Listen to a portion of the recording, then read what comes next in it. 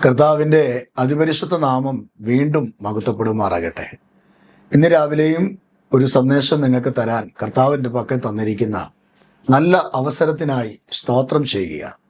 ഫിലിപ്പിയ ലേഖനം 4-ാം അധ്യായം അതിൻ്റെ 6-ാമത്തെ വാക്യം.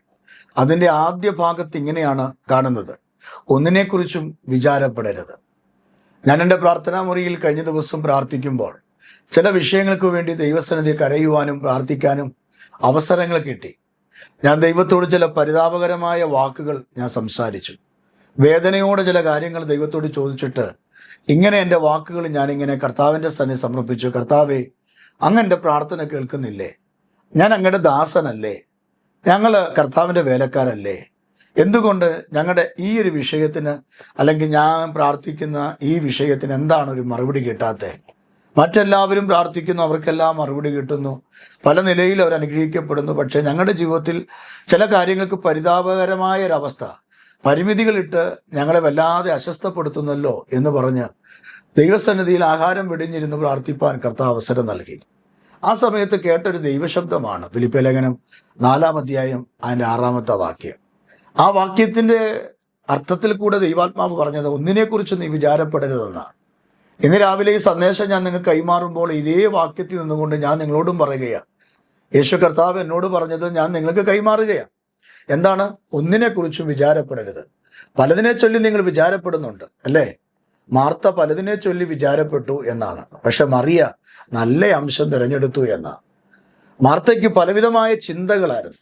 പക്ഷെ മറിയ ദൈവത്തിൻ്റെ പാദപീഠത്തിലിരുന്നു, ദൈവസന്നിധിയിൽ പ്രാർത്ഥിച്ചു, കർത്താവിൻ്റെ കൂടെ ഇരുന്നു. ആ സുഗന്ധവർഗ്ഗങ്ങൾ കർത്താവിൻ്റെ കാലിൽ പൂശി തലമുടി കൊണ്ട് തുടച്ച് കർത്താവിനോട് ചേർന്നിരുന്ന ഒരു മറിയ നമുക്കറിയാം. പക്ഷെ വിചാരപ്പെടുന്ന മാർത്ത, വ്യാകുലപ്പെടുന്ന മാർത്ത അവിടെ പലതിനെ ചൊല്ലി യേശുവോട് പറയുന്നുണ്ട്, ഇവൾ എന്നെ സഹായിക്കുന്നില്ല, ഞാനിവിടെ കിടന്ന് കഷ്ടപ്പെടുകയാണ്, കർത്താവെ നീ ഇതൊക്കെ അറിയുന്നില്ലയോ എന്ന് പറയുന്നൊരു ഭാഗം നമുക്കിവിടെ കാണാൻ കഴിയും. എന്നാൽ മറിയെപ്പോലെ നല്ല അംശം തിരഞ്ഞെടുക്കുന്ന, ക്രിസ്തുവിൻ്റെ പാദപീഠത്തിലിരിക്കുന്ന, ക്രിസ്തുവിനോട് ചേർന്നിരിക്കുന്ന ഒരു അനുഭവം നമുക്കുണ്ടെങ്കിൽ, നമ്മുടെ വീട്ടിൽ ഇപ്പോൾ ഒന്നും നടന്നില്ലെങ്കിലും, ഇപ്പോൾ ഒരു അത്ഭുതമോ അടയാളങ്ങളോ നടന്നില്ലെങ്കിലും, നാളെ ഒരു അവസരത്തിൽ ഒരു വലിയ അത്ഭുതം നടക്കും എന്നതിന് യാതൊരു മാറ്റവുമില്ല. മറിയ ദൈവസന്നിധിയിൽ പാദപീഠത്തിലിരുന്നു. മാർത്തയെപ്പോലെ വ്യാകുലപ്പെടാതെ ദൈവസന്നിധി കുത്തിയിരുന്ന് പ്രാർത്ഥിക്കുകയും യേശുവിൻ്റെ അടുക്കൽ നിന്ന് കേൾക്കുകയും അനുഭവിക്കുകയും ചെയ്തപ്പോൾ ലാസർ, സഹോദരൻ ലാസർ മരിച്ചപ്പോൾ എന്താ സംഭവിച്ചത്? യേശുവിന് ആ വീടിനെ ഉപേക്ഷിക്കാൻ പറ്റാത്ത ഒരു സാഹചര്യത്തിലേക്ക് വന്നു. കാരണം യേശു അവരെ സ്നേഹിച്ചു, അവർ യേശുവിനെ സ്നേഹിച്ചു.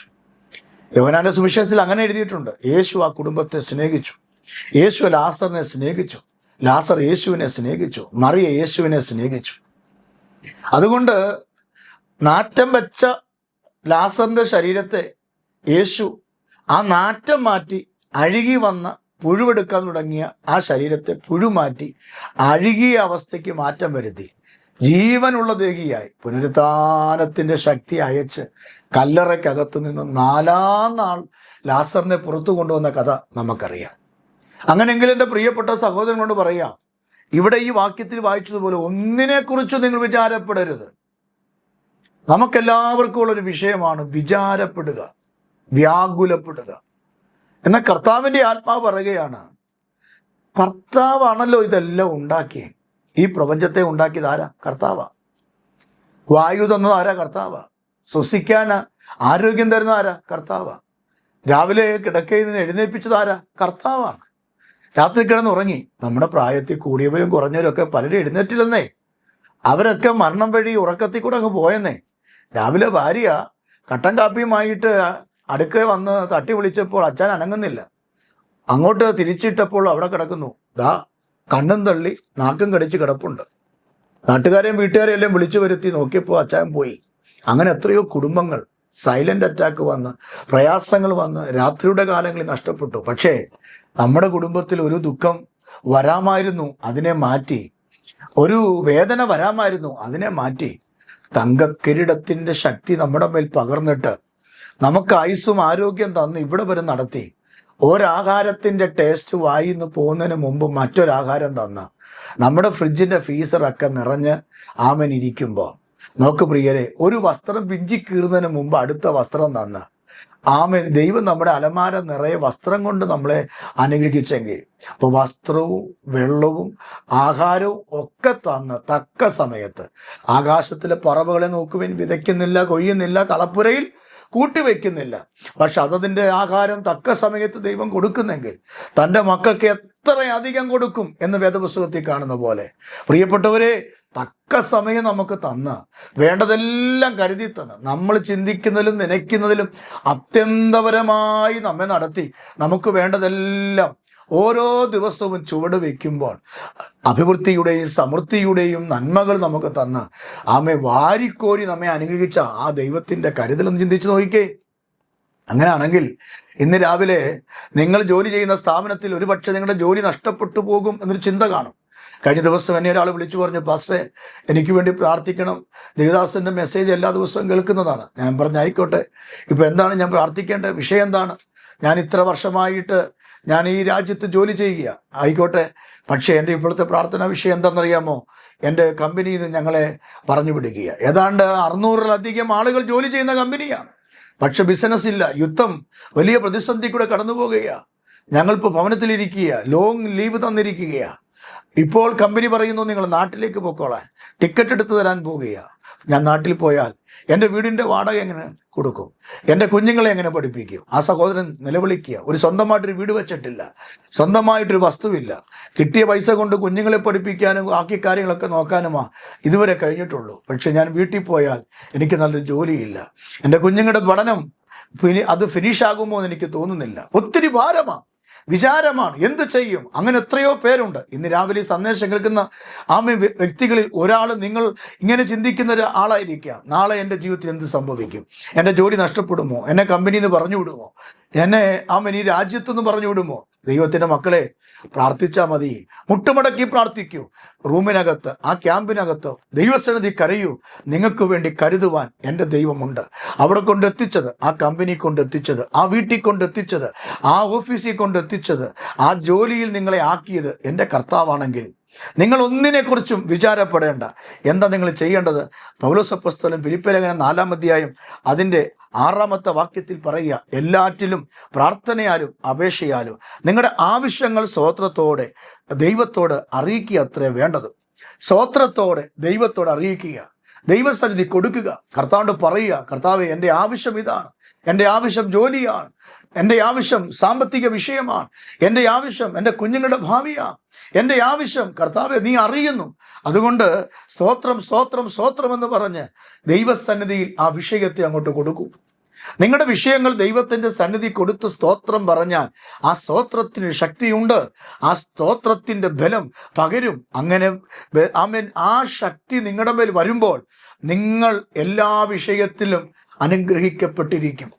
അതുകൊണ്ട് നിരാശപ്പെടാതെ, ഭാരപ്പെടാതെ, ഇന്നലെ രാവിലെ ഞാൻ നിങ്ങളെ ഓർപ്പിച്ചതുപോലെ എല്ലാറ്റിലും ദൈവത്തിൻ്റെ പക്കൽ അങ്ങോട്ട് കൊടുക്കുക. അവിടെ ഒന്നിനും കുറവില്ല.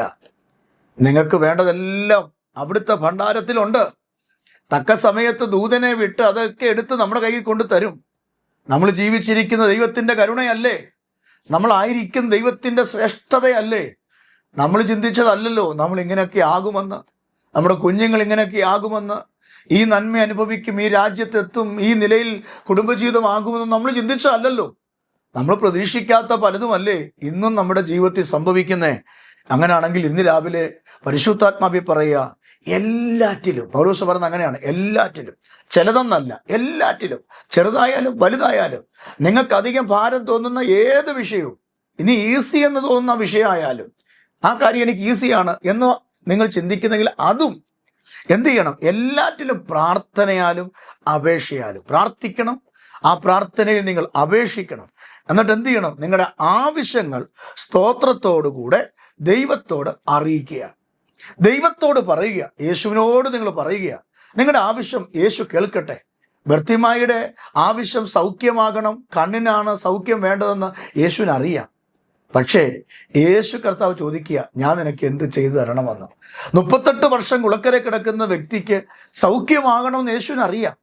എന്നിട്ട് യേശു ചോദിക്കുക, നിനക്ക് സൗഖ്യമാൻ മനസ്സുണ്ടോ എന്ന്. നോക്കിക്കേ, ലാസർ വെച്ചിരിക്കുന്ന കല്ലറ എവിടെയാണെന്നും ലാസർ ഏത് കല്ലറയിലാണ് കിടക്കുന്നതെന്ന് യേശുവിനറിയാം. പക്ഷെ യേശു ചോദിക്കുക അവനെ വെച്ച സ്ഥലം എവിടെയെന്ന്. എൻ്റെ പ്രിയരെ, നമ്മുടെ അധരത്തിൽ നിന്ന് നമ്മുടെ ആവശ്യങ്ങൾ ദൈവത്തോട് പറയുന്നത് കേൾക്കാൻ ദൈവം കൊതിക്കുന്നു. അങ്ങനെ ദൈവത്തോട് നമ്മൾ പറയുമ്പോൾ ഒരിക്കലും മടി കാണിക്കണ്ട. മനുഷ്യരോട് മടി കാണിച്ചാലും, അപ്പനോട് മടി കാണിച്ചാലും, ചേട്ടനോട് മടി കാണിച്ചാലും, പെങ്ങളോട് മടി കാണിച്ചാലും, ദൈവത്തോട് നിന്റെ ആവശ്യങ്ങൾ പറയുന്ന വിഷയത്തിൽ മടി കാണിക്കരുത്. മടി കൂടാതെ, ഒന്നിനെക്കുറിച്ചും വിചാരപ്പെടാതെ സ്തോത്രത്തോടെ കൊടുക്ക്. ദൈവം നിന്റെ വിഷയത്തിന് ഇന്നു പകൽ ഒരത്ഭുതം ചെയ്യും. ഇന്ന് നിങ്ങളുടെ വിഷയത്തിന് തീർപ്പ് കൽപ്പിക്കും. ഇന്ന് നിങ്ങളുടെ വിഷയത്തിന് നിങ്ങളുടെ കണ്ണുനീർ കർത്താവ് തുടയ്ക്കും. ദൈവം നിങ്ങൾക്ക് വേണ്ടി നിങ്ങൾ ഇതുവരെ കണ്ടിട്ടില്ലാത്ത അനുഗ്രഹിക്കപ്പെട്ട ജീവിതം കർത്താവ് നിങ്ങൾക്ക് തരും. അങ്ങനെയാണെങ്കിൽ ഞാൻ നിങ്ങൾക്ക് വേണ്ടി പ്രാർത്ഥിക്കാം. ദൈവത്തോട് നമുക്ക് സ്തോത്രം ചെയ്യാം. ഒരു കൊച്ചിൻ്റെ വിവാഹം നടക്കണോ? സ്തോത്രം ചെയ്യാം. വീട് പണിയണോ? സ്തോത്രം ചെയ്യാം. കടം മാറണോ? സ്തോത്രം ചെയ്യാം. കർത്താവിൻ്റെ സന്നിധിയിൽ പറഞ്ഞ് സ്തോത്രം ചെയ്താൽ 1000 സ്തോത്രം പറയുന്നതിനപ്പുറം ഒരു വിടുതൽ നിന്റെ വീടിനകത്ത് സംഭവിക്കും. 1000 സ്തോത്രം പറഞ്ഞാൽ അതിനപ്പുറം ദൈവത്തിൻ്റെ കരുതൽ നിങ്ങൾ കാണും. നിങ്ങൾ 1000 സ്തോത്രം തികയ്ക്കുന്നതിന് മുമ്പ് ഒരു മഹാത്ഭുതം നിങ്ങളുടെ വീട്ടിൽ സംഭവിക്കും. അതുകൊണ്ട് ആവശ്യങ്ങൾ പറഞ്ഞ് സ്തോത്രം ചെയ്യുക, അത്ഭുതം നടക്കും. കർത്താവേ, ഞങ്ങൾ അങ്ങേക്ക് സ്തോത്രം ചെയ്യുന്നു. ഞങ്ങളുടെ ആവശ്യങ്ങൾ കർത്താവ് അറിയുന്നു. വിവാഹം നടക്കണം, ജോലി കിട്ടണം, തലമുറ ജനിക്കണം, വീട് കിട്ടണം, ശുശ്രൂഷ അനുഗ്രഹിക്കപ്പെടണം. ആമേൻ. പുതിയ വാതിലുകൾ ദൈവം ഓപ്പൺ ആക്കണം. ഞങ്ങളതിനെല്ലാം സ്തോത്രം സ്തോത്രം സ്തോത്രം ചെയ്യുന്നു. പിതാവേ, ഞങ്ങളെ വ്യാകുലപ്പെടുത്തുന്ന, നിരാശപ്പെടുത്തുന്ന വിഷയങ്ങൾ അപ്പായുടെ കയ്യിലേക്ക് ഞങ്ങൾ തരികയാണ്. കർത്താവ് അതിനെ ഏറ്റെടുത്ത് ചെയ്യണമേ, കൃപ കൊണ്ട് മറയ്ക്കണമേ. യേശുവിൻ നാമത്തിൽ ഈ ജനത്തെ ഞാൻ അനുഗ്രഹിച്ചു പ്രാർത്ഥിക്കുന്നു. യേശുവിൻ നാമത്തിൽ തന്നെ ആമേൻ. പ്രിയരെ, ഈ സന്ദേശം നിങ്ങൾ ആവർത്തിച്ച് കേൾക്കുക. ദൈവം നിങ്ങൾക്ക് വേണ്ടി അത്ഭുതം ചെയ്യും. ഒന്നിനെക്കുറിച്ചും വിചാരപ്പെടേണ്ട. 1000 സ്തോത്രം പറഞ്ഞു തീരുന്നതിന് മുമ്പ് നിങ്ങളുടെ വീട്ടിൽ ഒരു മഹാത്ഭുതം നടക്കും. വിശ്വസിച്ച് പ്രാർത്ഥിക്കുക. കർത്താവ് നിങ്ങളുടെ കൂടെയുണ്ട്. ആമേൻ.